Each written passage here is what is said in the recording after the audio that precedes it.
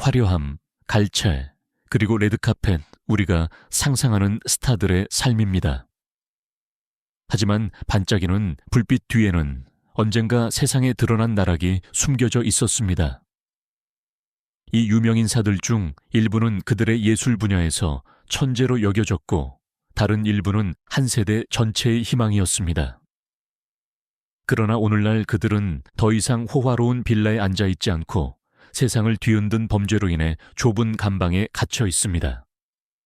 이것은 성공과 몰락, 불명예로 끝난 명성, 한때 포스터를 장식했지만 이제는 수배 목록에 오르는 얼굴들에 대한 이야기입니다. 당신은 칭송받던 영웅들이 어떻게 하룻밤 사이에 나락의 상징이 될 수 있는지 궁금해 본 적이 있습니까? 할리우드의 어두운 면으로 향하는 여정에 저와 함께 하세요. 그곳에서 7명의 유명 인사들이 명성의 정점에서 곧바로 교도소 벽의 그림자로 추락했습니다. 수십 년 동안 하비 와인스틴은 할리우드의 왕으로 여겨졌습니다. 그는 동생과 함께 미라맥스를 설립하고 나중에 와인스틴 컴퍼니를 설립하여 전 세계적으로 상을 받은 영화들을 제작했습니다. 펄프 픽션, 셰익스피어 인 러브, 킹스 스피치, The King's Speech. 이들은 영화 역사를 새로 쓴 작품들입니다. 스타들은 그에게 절했고 감독들은 그의 지원을 요청했습니다. 와인스틴은 단순한 제작자가 아니라 하나의 제국이었습니다. 하지만 황금빛 트로피와 화려한 파티 뒤에는 어두운 비밀이 자라고 있었습니다. 그는 수년 동안 자신의 권력을 이용하여 여성들을 위협하고 조종하고 끔찍한 상황으로 몰아넣었습니다. 여배우, 비서, 직원들. 그들의 목소리는 오랫동안 무시되거나 침묵당했습니다. 2017년에야 침묵의 벽이 무너졌습니다. 뉴욕타임즈와 뉴요커의 두 폭로 기사는 진실을 세상에 드러냈고 지진처럼 영화계를 뒤흔들었습니다. 그 결과는 돌이킬 수 없었습니다. 와인스틴은 영화 아카데미에서 제명되었고 그의 회사는 파산했으며 그의 아내는 그를 떠났고 심지어 엘리자베스 여왕은 그에게 영국 훈장을 박탈했습니다. 2020년 뉴욕에서 그는 23년형을 선고받았고 2023년 캘리포니아에서 추가로 16년이 추가되었습니다. 비록 2024년에 법원이 판결의 일부를 뒤집었지만 와인스틴은 여전히 수감되어 있습니다. 오늘날 70세가 넘은 그는 더 이상 권력의 상징이 아니라 할리우드의 가장 깊은 몰락의 상징이며 비자발적으로 샵 미투 운동의 얼굴이 된 남자입니다. 2000년대 초반 데니 마스터스는 한 세대 전체의 텔레비전의 얼굴이었습니다. 70년대 Show That Septis Show에서 그는 수백만 팬들이 사랑했던 반항적이고 냉소적인 친구 역할을 맡았습니다. 그러나 무대 뒤에서 그는 10년 이상 숨겨진 비밀을 간직하고 있었습니다. 2001년에서 2003년 사이에 3명의 여성, 모두 사이언톨로지 교회 신도들이 그에 대해 심각한 비난을 제기했습니다. 그러나 그들은 교회로부터의 압력, 위협, 그리고 잠재적인 파문이 두려워 침묵했습니다. 마스터슨이 레드카펫에서 계속 미소 짓는 동안 숨겨진 곳에서는 언젠가 더 이상 숨길 수 없는 심연이 자라고 있었습니다. 2017년 월전자 미투 운동의 여파로 사건들은 다시 조사되었습니다. 3년 후 검찰은 그를 기소했고 2023년에는 중간간 2건에 대해 유죄 판결이 내려졌습니다. 형량은 가혹하고 최종적이었습니다. 그가 거의 80세가 될 때까지 조기 석방의 가능성 없이 30년 징역형입니다. 오늘날 마스터스는 호화로운 스튜디오 대신 캘리포니아 주립교도소인 남자교도소의 좁은 감방에 앉아 있습니다. 우상에서 유죄 판결을 받은 사람으로 그의 사례는 매력적인 텔레비전 스타의 이미지가 유죄 판결을 받은 범죄자의 이미지로 얼마나 빨리 산산조각 날 수 있는지를 보여줍니다. 그는 눈부신 현상이었습니다. 조 엑조틱, 오클라호마의 사설 동물원 소유주인 기이한 그는 넷플릭스 다큐멘터리 타이거 킹을 통해 하룻밤 사이에 세계적으로 유명해졌습니다.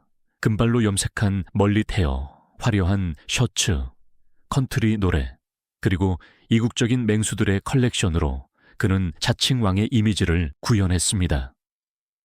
수백만 시청자들이 그의 과도한 행동에 웃었지만 무대 뒤에는 증오, 폭력, 그리고 집착의 나선이 자라고 있었습니다.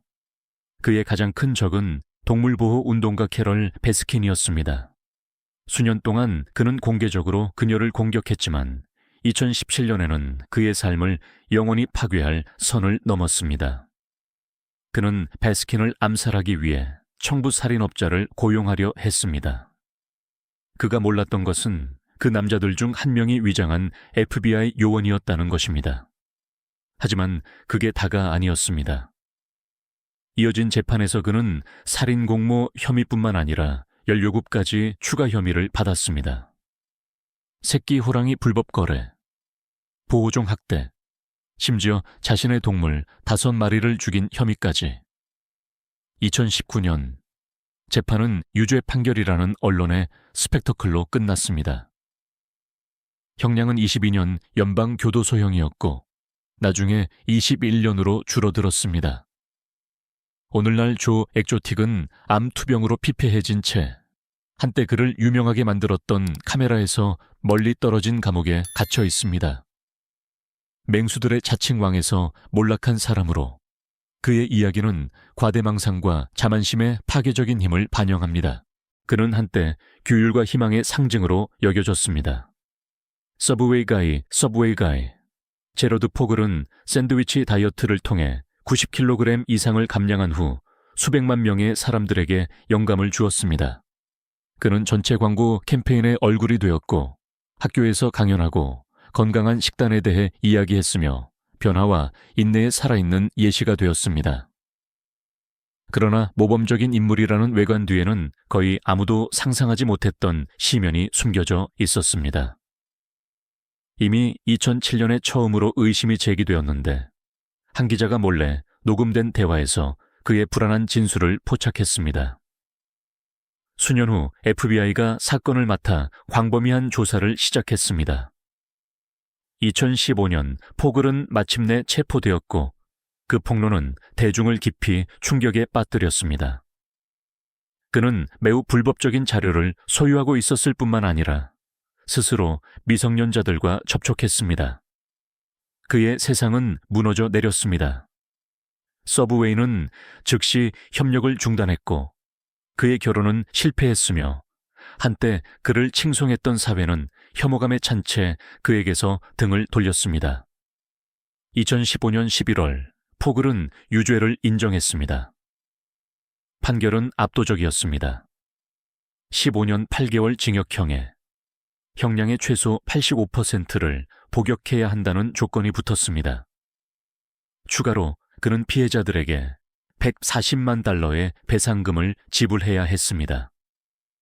오늘날 제러드 포글은 콜로라도의 연방교정시설 잉그루드츠 페더럴 커렉셔널 인스티튜션 잉글우드 하셴 은둔에 있습니다. 한때 광고 아이콘이었던 그의 모습은 전혀 남아있지 않습니다. 그의 이름은 더 이상 규율과 희망의 동의어가 아니라 자신의 이미지를 파괴한 한 남자의 가장 깊은 몰락을 의미합니다. 미국에서 조시 더건은 오랫동안 완벽하고 전통을 존중하는 가족의 표본으로 여겨졌습니다. 리얼리티 시리즈 휠 쿠키즈 앤 카운팅 길제나인 키즈 앤 카운팅 에서 그는 보수적인 가치, 사랑스러운 아들, 헌신적인 남편의 모범으로 자신을 드러냈습니다. 수백만 시청자들이 카메라 앞에서 그의 삶을 지켜봤습니다. 미덕의 외관 뒤에 어두운 비밀이 숨어 있다는 것이 드러나기 전까지는요. 이미 2015년에 더건은 청소년 시절의 부적절한 행동에 대한 오래된 수사가 밝혀지면서 처음으로 헤드라인을 장식했습니다. 스캔들이 너무 커서 성공적인 시리즈는 즉시 중단되었습니다. 하지만 그것은 시작에 불과했습니다. 2021년 4월 최종적인 몰락이 찾아왔습니다. 연방경찰은 그의 장치에서 수사관들이 지금까지 본 것 중 최악 중 하나라고 묘사한 자료를 발견했습니다. 재판은 충격적인 세부 사항을 밝혀냈습니다. 2021년 12월 덕원은 유죄 판결을 받았습니다. 2022년 5월 법원은 12년 7개월의 징역형을 선고했습니다. 그리고 그 후에도 그는 결코 자유로울 수 없을 것입니다. 20년 동안 그는 엄격한 감독을 받으며 영구적으로 등록됩니다. 오늘날 조시 덕원은 텍사스의 연방교도소에 수감되어 있습니다. 그는 빠르면 48세가 되어서야 석방될 것입니다. 수백만 가족의 우상이었던 모범 아들의 이미지는 영원히 파괴되었습니다.